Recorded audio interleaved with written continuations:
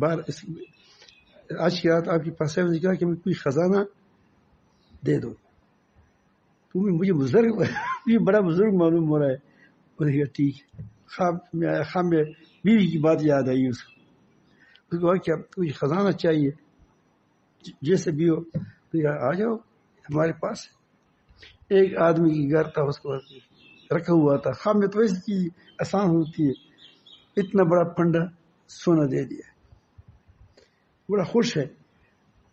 اب دروازے پہ نہیں جا سکتا کیونکہ دروازہ بند ہے، تالا ہے اس پر. وہ دیوار پر چڑھا آیا تھا تو دیوار پر بیٹھا ہے. یہ بزرگ دیوار پر بیٹھا ہے کہ وہاں سے بس وہ سونا ہے وہ لے آؤ. اب وہ جب اوپر آ رہا تھا تو نیچے سے پیچھے گھر والے اس کے پیچھے آ گئے. اس نے پاؤں سے پکڑ لیا. کہاں جاتے ہو؟ اور اوپر اس نے پکڑ لیا. کیا وہ بزرگ نے اس کی زلفی ہاتھ میں آ گئی. اب وہ نیچے کر دے کھینچ دے اوپر. اس کیچ کی چاؤ میں اس نے اس کو کہا، اس کو وہ جو خواب دیکھنے والا تھا کہ اس پر بہانہ کر دو.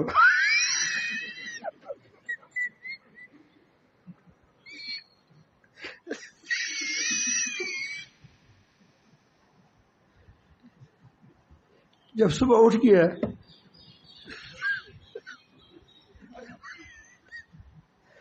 تو اور بھی زیادہ خراب کیا تھا. بدبو اور بھی تھا. چلو پیشاب میں تو بدبو زیادہ نہیں ہوتی، بدبودار بھی تھا. وہ کیا کی خزانہ ہے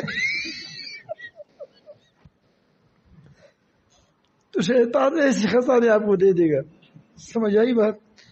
خیال کرو، خیال رکھو اس کا. آپ ایک بات کریں کہ جو اللہ پاک آپ کو جس کام میں روزی چلائے وہ کرتے رہے. سمجھ گئی بات؟ اس نے کل سوال کیا تھا، میں کیا کام کرو. تو آپ ایک کام کریں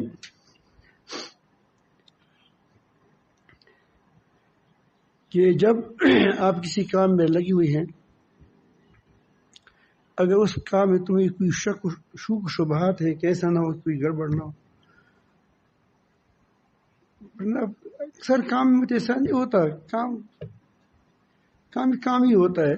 دیکھیے بالفرض اگر آپ کسی واقعی کہا تو پھر اس کے ساتھ کیسے کریں کہ دوسرے متبادل کام دیکھا کرو. جب کام مل جائے پھر اس کے بعد اس کو چھوڑو کرو. ایسا نہ ہو کہ پیسے کام چھوڑ دیں تو بزرگ گلی میں پھرتے رہو.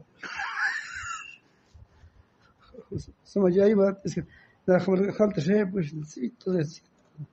کام نہ چھوڑایا کر لوگوں سے. یہ پھر کبھی کبھی انسان دوسری طرف چلے جاتے ہیں. اپنے رب کے ساتھ اگر آپ تعلق مضبوط ہوگا تو انشاءاللہ پھر شیطان کا تم پر بس نہیں چلے گا. یہ بات رکھیں، یہ بات یاد رکھیں.